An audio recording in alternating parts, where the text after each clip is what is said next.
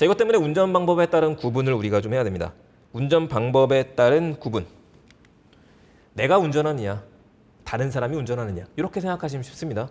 내가 운전한다, 혹은 다른 사람이 운전을 한다. 내가 운전을 한다, 내 차가 아니다. 내 차가 아닌데 다른 차를 우리가 운전합니다. 이걸 우리 렌터카라고 이야기를 하죠. 근데 요즘은 렌터카가 아니라 이런 카쉐어링이라고 이야기를 해요.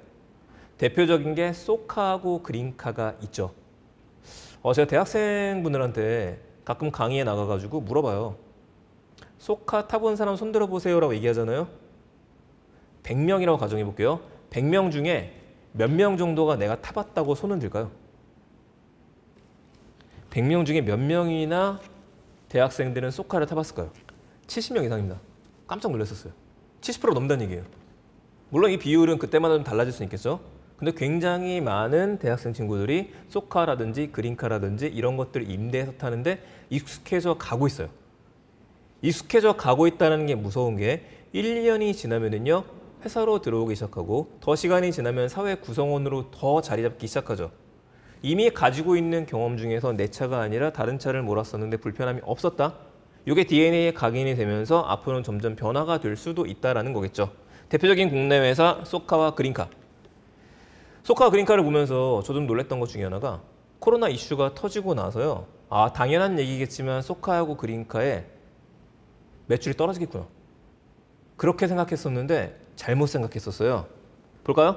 쏘카 9년 만에 회원은 600만 명을 돌파했습니다. 이마트24에는 쏘카 존이 설치가 됐고요. 얼마 전에 기사였었죠. 쏘카 전용의 현대카드가 나온다. 예. 현대카드는 이런 것들 많이 합니다. 배민카드도 나온다고 이야기를 했었죠. 아예 손을 잡고 더 많이 키우고 있어요.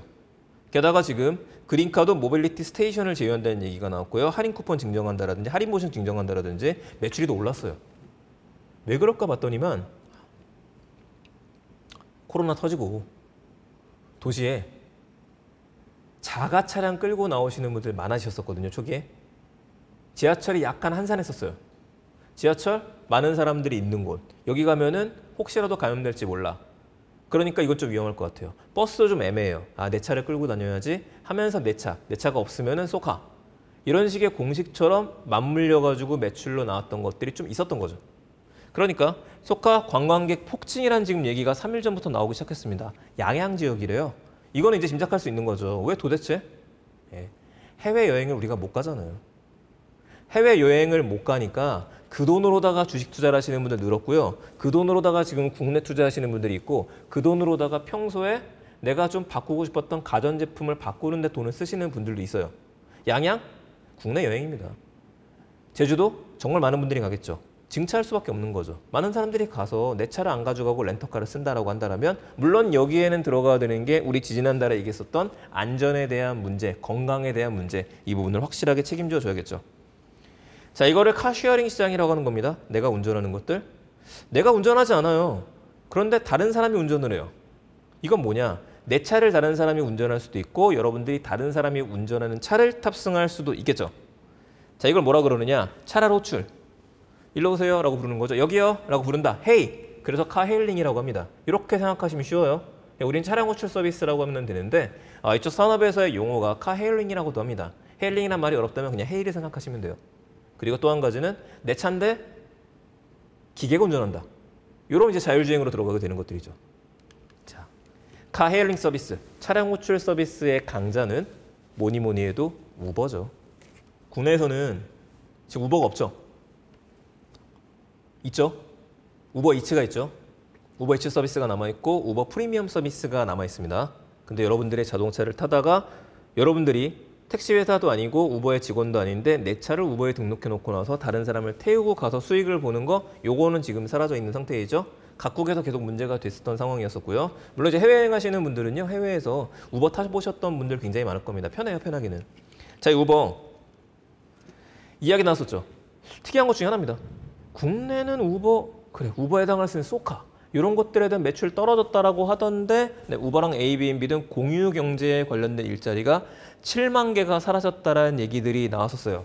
그 이유는 공유차에 대한 두려움. 얘가 안 타야겠어. 뭔가 문제가 생길지도 몰라. 그래서 매출 떨어졌다는 얘기가 나오는데 잘 생각해 보게 되면은 매출이 떨어지진 않았어요. 매출은 떨어지지 않았고 매출은 주가는 오히려 올라갔습니다. 이건 왜 그러느냐? 우버이츠. 배달 서비스를 하죠. 사업 다각화네요. 하나만 하는 게 아니라 여러 가지를 하고 있습니다. 핵심 산업이 잠깐 뒤로 좀 물러나가 있어요. 또 한 가지, 무인 자동차 이야기를 할 때, 무인 택시 이야기를 할 때 우버 빼놓지 않거든요. 네, 우버의 핵심 사업들 점점 이동을 하고 있죠. 그랩. 동남아시아에 가면 언제부턴가 우버가 사라졌죠.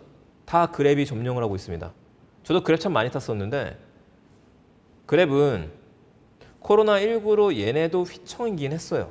근데 감원수를 보게 되면 5%입니다. 그렇게 많이 감원한 건 아니에요. 살아남았어요. 왜 살아남고 있느냐? 우버는요.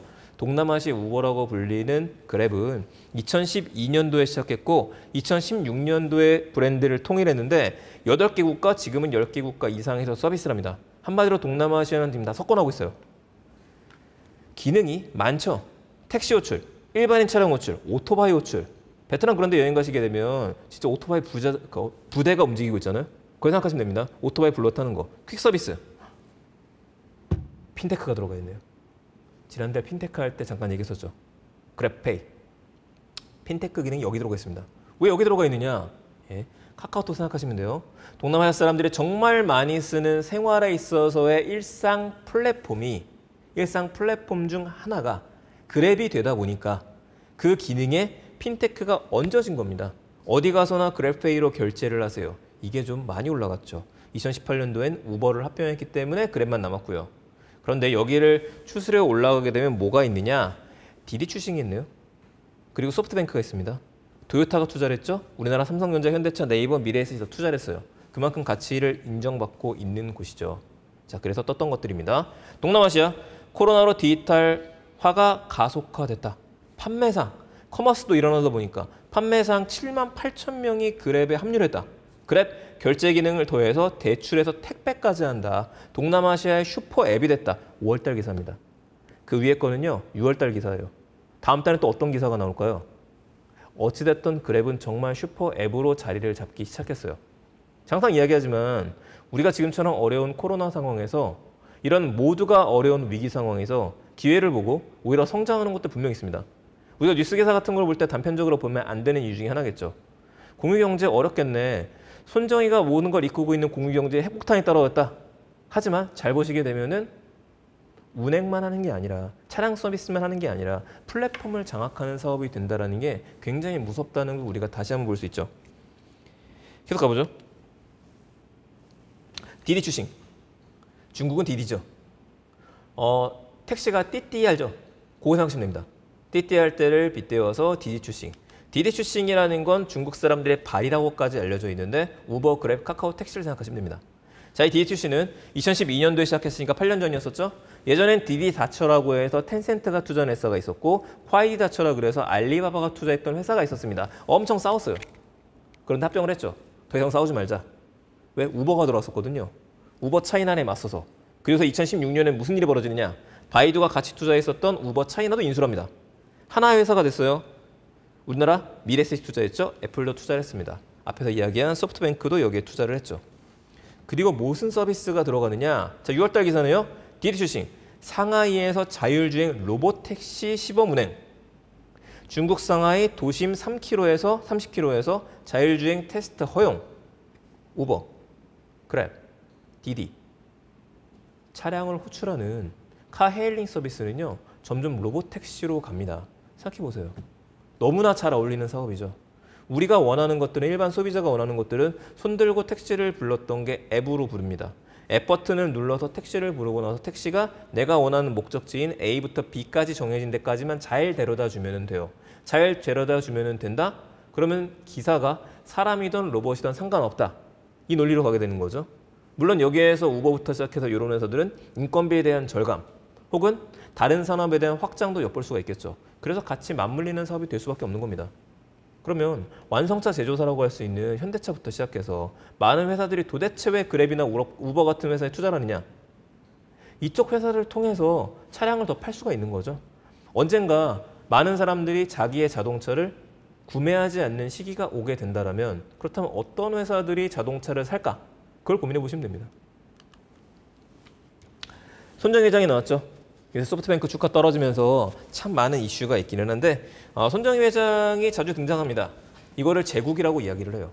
결국에는 우리가 지금까지 얘기했었던 인도의 올라, 싱가포르의 그랩, 중국의 디투싱, 브라질은 구구했죠. 미국의 우버.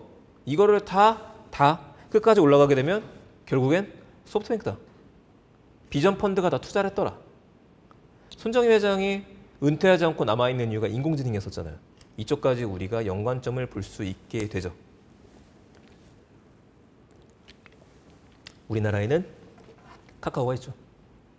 카카오 택시 안 써보신 분들 거의 없을 겁니다. 다음에 집에 가실 땐 카카오 대리를 부르기도 하고요. 카카오 모빌리티, 정말 큰 회사가 됐죠. 카카오 택시로 시작했다가 이제는 통합 브랜드까지 점점 넓어지고 있어요. 점점 많은 기능들이 추가가 되고 있죠. 국내에서는 거의 유일하게 살아남은 것 같아요.